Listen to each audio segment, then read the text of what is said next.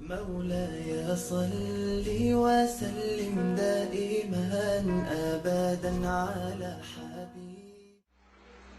چنانچہ جس کے ہاں بیٹی ہو ان کو چاہیے کہ سب سے پہلی چیز اس بچی کو سمجھائیں کہ بیٹیوں کے اندر حیا زیادہ ہونی چاہیے اور ان کو پاک دامنی کی زندگی کی ترغیب دینی چاہیے. اللہ کے پیارے حبیب صلی اللہ علیہ وسلم کی بیٹی سیدہ فاطمہ الزہرا رضی اللہ تعالیٰ عنہا جو خاتون جنت بنی، ان کے اندر اتنی حیا تھی. ایک مرتبہ نبی علیہ السلام نے صحابہ سے پوچھا کہ بہترین عورت کون ہے؟ کسی نے کوئی جواب دیا، کسی نے کوئی جواب دیا. حضرت علی عنہ کسی کام کے لیے اٹھ کر گھر آئے اور انہوں نے آ کر یہی کوسچن سیدہ فاطمہ الزہرا رضی اللہ عنہا سے پوچھا کہ بہترین عورت کون سی ہے؟ انہوں نے جواب میں فرمایا کہ جو نہ خود کسی غیر محرم مرد کو دیکھے اور نہ کوئی غیر محرم مرد اس کو دیکھ سکے، وہ سب سے بہترین عورت ہے. حضرت علی عنہ نے واپس آ کر نبی علیہ السلام کو یہ جواب دیا تو نبی علیہ السلام بہت خوش ہوئے. پھر پوچھا، علی آپ کو یہ بات کس نے بتائی؟ انہوں نے بتایا کہ میں نے فاطمہ سے یہ بات پوچھی. تو نبی السلام نے فرمایا فاطمہ تو میرے دل کا ٹکڑا ہے.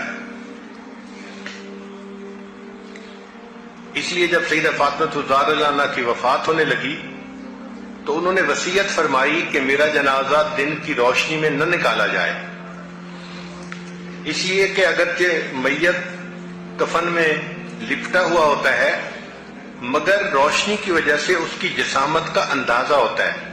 قد چھوٹا ہے، قد لمبا ہے، جسم موٹا ہے، جسم پتلا ہے، یہ اندازہ ہو جاتا ہے. تو وہ فرمانے لگی کہ میں اس چیز کو بھی پسند نہیں کرتی کہ میرے مرنے کے بعد میری جسامت کے بارے میں کچھ اندازہ کسی غیر مرد کو ہو، اس لیے رات کو میرا جنازہ نکالا جائے.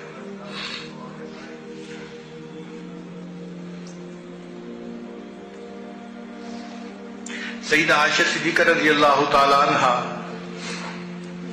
سیدنا صدیق اکبر رضی اللہ عنہ کی لاڈلی بیٹی تھیں اور اللہ رب العزت نے ان کو ایسی حیا دی تھی.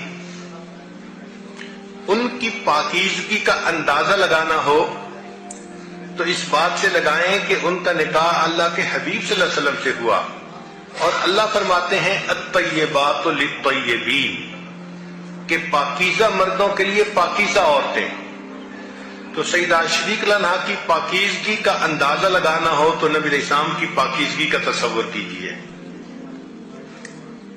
چنانچہ ایک ایسا وقت بھی آیا کہ جب کفار نے، منافقین نے سیدہ صدیقہ رضی اللہ عنہا پر بہتان لگانے کی کوشش کی مگر اللہ رب العزت نے قرآن مجید میں ان کی پاک دامنی کی گواہی دی.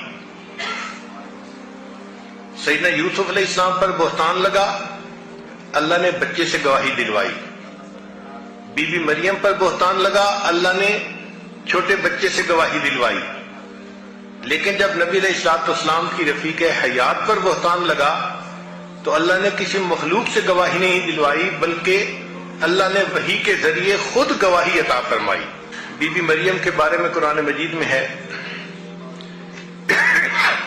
کہ جب وہ جوان العمر ہو گئیں تو گھر میں زندگی گزار رہی تھیں. چنانچہ انہوں نے غسل کرنا تھا تو گھر کے مشرقی جانب انہوں نے پانی کا انتظام کیا کہ غسل کر سکیں. اس وقت جب وہ پردے کے اندر تھیں اللہ تعالیٰ نے جبریل علیہ السلام کو بھیجا ایک بھرپور مرد کی شکل میں. جب بی بی مریم نے اچانک ایک مرد کو دیکھا تو قالت انی اعوذ بالرحمن منک ان کنت تقیا، کہ میں تو اللہ کی پناہ مانگتی ہوں. بی بی مریم کوئی آج کے دور کی بگڑی ہوئی بیگم نہیں تھی کہ غیر محرم مرد کو دیکھتی تو مسکراہٹ سے استقبال کرتی. وہ پاکیزہ زندگی گزارنے والی تھی، پاک دامن تھی. چنانچہ وہ گھبرا گئی کہ ایسے وقت میں ایک غیر مرد کہاں آ گیا. جبرائیل علیہ السلام نے جب دیکھا کہ بی بی مریم گھبرا گئی ہیں تو انہوں نے کہا کہ انما انا رسول ربک، کہ میں تمہارے رب کا نمائندہ ہوں، لِأَهَبَ لَكِ غُلَامًا زَكِيًّا، تاکہ تمہیں نیک بیٹا ملے۔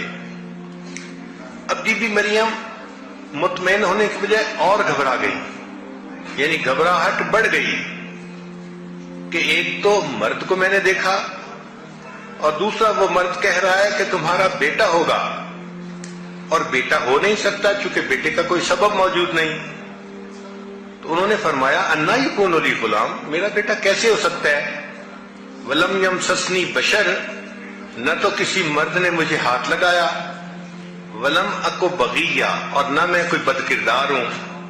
بی بی مریم جانتی تھی کہ بچے ہونے کے سبب دو ہوتے ہیں، یا تو نکاح کی وجہ سے ہوتا ہے ورنہ پھر زنا کی وجہ سے ہوتا ہے، اور یہ دونوں اسباب موجود نہیں تھے۔ تو اس لیے انہوں نے کہا کہ میرا بیٹا کیسے ہو سکتا ہے؟ نہ تو میں نے نکاح کیا اور نہ میں نے زنا کیا۔ تو جبریل علیہ السلام نے جب یہ سنا تو انہوں نے کہا قال کذالک، ہاں ایسا ہی ہے جیسے آپ کہہ رہی ہیں۔ یہ کذالک کا لفظ جو ہے یہ بی بی مریم کی پاک دامنی کے اوپر ایک مہر ہے جو قرآن نے لگا دی۔ ہاں بی بی مریم آپ جو کہہ رہی ہیں آپ بالکل سچ کہہ رہی ہیں۔ یہ کذالک کا لفظ بی بی مریم کی شان بیان کرتا ہے۔ اللہ ایسی بیٹیاں ہر کسی کو عطا فرمائے کہ جو ایسی پاک دامنی کی زندگی گزارنے والی ہو کہ اس پر اللہ کے فرشتے بھی پاک دامنی کی گواہی لگائے۔ دوسری صفت بچی کے اندر نیکی کا شوق پیدا کرنا، چنانچہ چھوٹی بچی کی شروع سے ہی تربیت ایسی کرنی چاہیے کہ اس کے اندر عبادت کا شوق بھر دیا جائے۔ سیدہ فاطمہ الزہرا رضی اللہ عنہا کے بارے میں آتا ہے، سردیوں کی لمبی رات میں انہوں نے تہجد پڑھی، جب سلام پھیرا تو دیکھا کہ فجر کا وقت قریب ہے، تو دعا مانگنے لگی اور دعا مانگتے مانگتے روئیں اور کہا کہ اللہ میں نے تو 2 ہی رکعت کی نیت باندھی تھی، تیری راتیں کتنی چھوٹی ہیں کہ 2 رکعت میں تیری ساری رات ہی ختم ہو گئی۔ پھر تیسرا اس بچی کو خدمت کا جذبہ پیدا کرنا چاہیے۔ اللہ تعالیٰ نے مردوں کو عبادت کے ذریعے سے جنت دینی ہے، عورتوں کو خدمت کے ذریعے سے جنت دینی ہے۔ چنانچہ حدیث مبارکہ میں ہے کہ جو عورت اس طرح فوت ہو کہ فرائض پر عمل کرنے والی ہو اور اس کا خامد اس سے خوش ہو تو اللہ تعالیٰ اس کے لیے جنت کے دروازے کو کھول دیں گے، وہ سیدھی جنت جائے گی۔ تو بچیوں کے اندر خدمت کا جذبہ پیدا کرنا چاہیے۔ ہم نے دیکھا ہے کہ چھوٹی بچیوں کے اندر فطری طور پر یہ جذبہ موجود ہوتا ہے، بس اس کو تھوڑا ڈائریکٹ کرنا پڑتا ہے۔ پھر بچیوں کو استقامت سکھانی چاہیے کہ حالات کی اونچ نیچ جیسی بھی ہو وہ نیکی کے اوپر جمی رہیں۔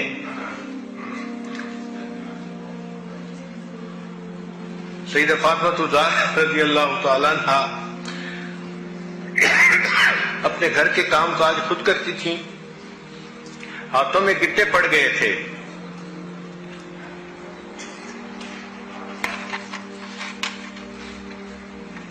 پھر ایک چیز بچیوں کو اور سکھانی چاہیے،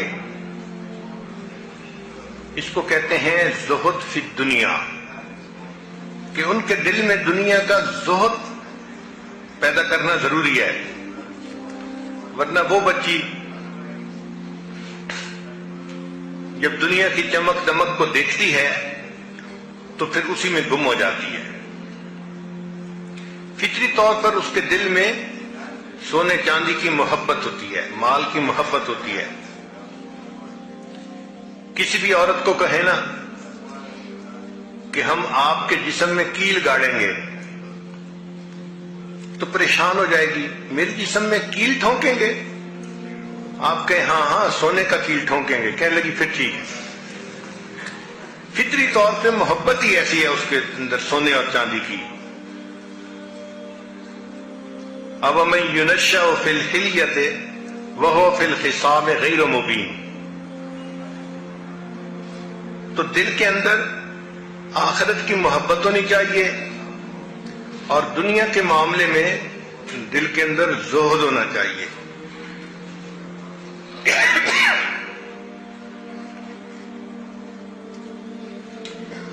بچی کی تعلیم کا بہت خیال رکھنا چاہیے تاکہ وہ بچی پڑھ لکھ کر سمجھدار بن کر زندگی گزار سکے.